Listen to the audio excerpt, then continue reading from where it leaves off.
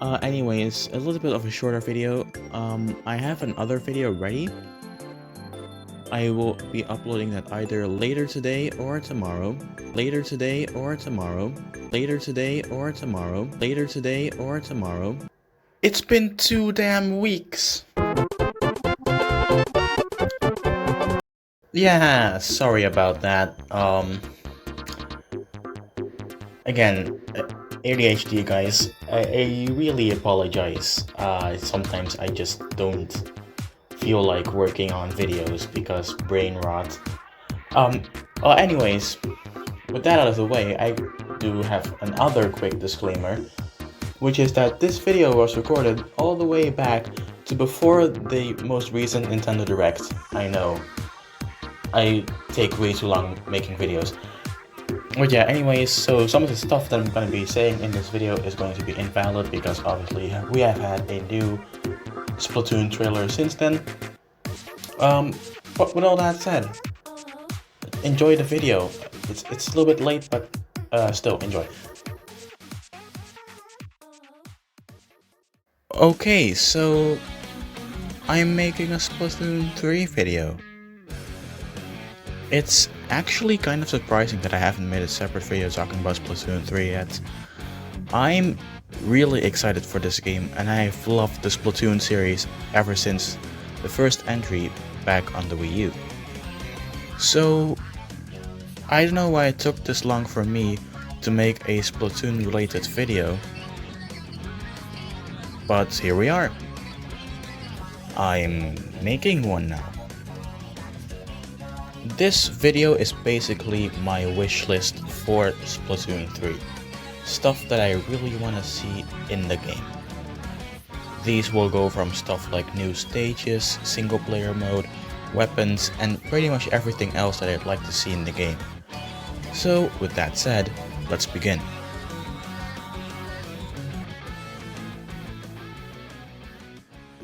So to start off, I'd like to mention some quality of life features.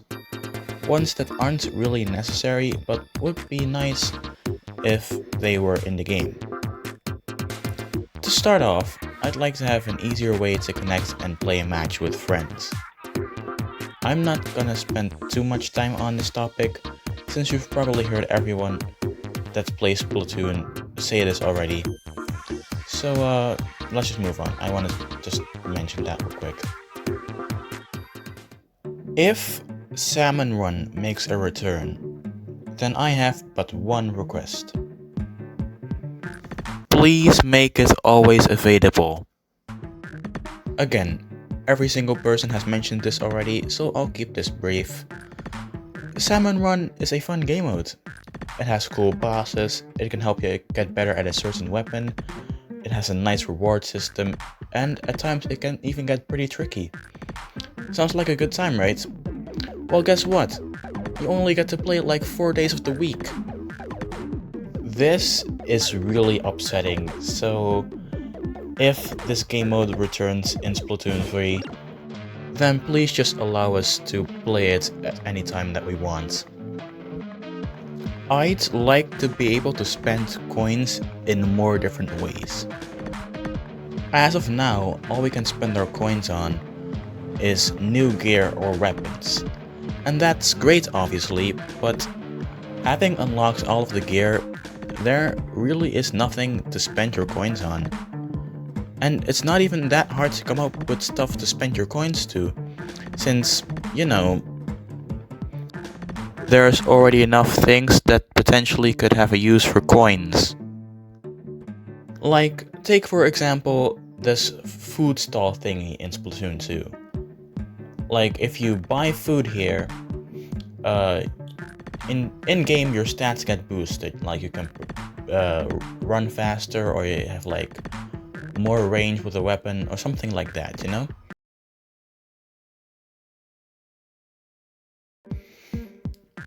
And this is obviously really cool. But the only ways you can buy these foods is with tickets that you can find in the single player mode.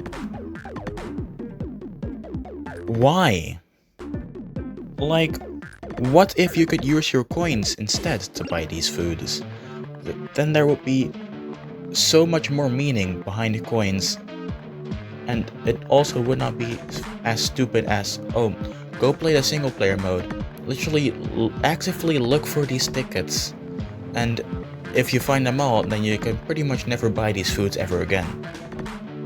I personally just think that's stupid. Like, buying them in coins would make a lot more sense to me. Or what if instead of only buying gear, we could also upgrade our gear with coins? I know that you're supposed to do that with seasonals, but in both Splatoon 1 and Splatoon 2, the way to upgrade your gear has always been seasonals. That's true. But why? Like, seasonals are hard to collect. Pretty much the only time you can ever get them is after a Splatfest. So, like, they're pretty difficult to come by. So upgrading your gear is a very rare occurrence. And why exactly?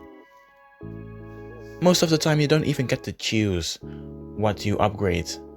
Like, this is stupid. Why is it like this?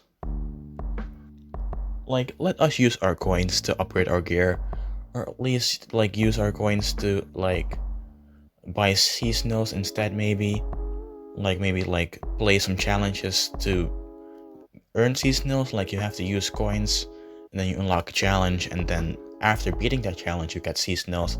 That's actually a pretty good idea in my opinion. So yeah, like, do something like that. That's like that you can like use coins in so many more different ways than what we can now.